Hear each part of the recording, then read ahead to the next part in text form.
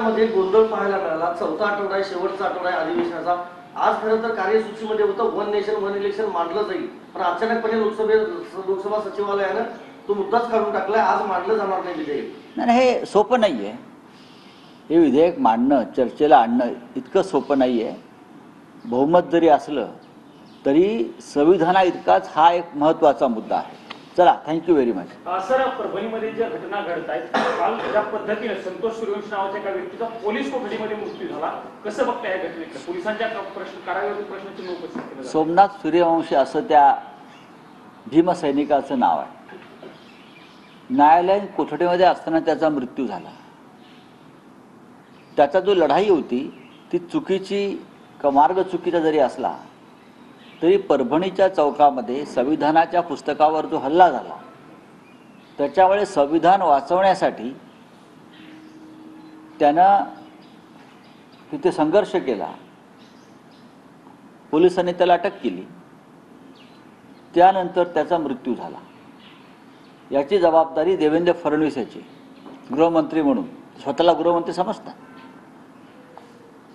अशा या तरुण कार्यकर्त्याच्या मृत्यूवरून परभणी आणि महाराष्ट्रामध्ये आंबेडकरी चळवळीचे कार्यकर्ते आक्रमक होणं हे स्वाभाविक आहे, पण त्यांनी शांतता बाळगली पाहिजे।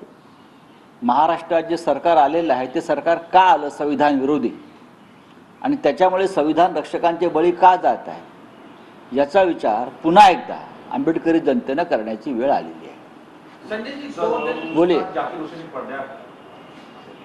बघा, झाकीर हुसेन यांचं जाणं ह्या देशाची नव्हे तर जगाच्या संगीत आणि कला क्षेत्राची जबरदस्त हानी। लता मंगेशकर यांच्या निधनानंतर या देशाला बसलेला हा दुसरा धक्का आहे।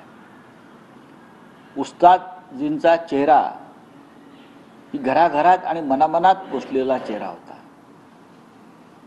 आमच्या हृदयात त्यांना स्थान होतं, आणि आज त्यांचं निधन देशाच्या बाहेर झालं। त्यांचं जाण्याचं वय नव्हतं, त्यांनी आमचं कान आणि मन कायम तृप्त केलं। अत्यंत लहान वयात, म्हणजे 70-72 वर्ष हे काय सध्या जाण्याचं वय नाही।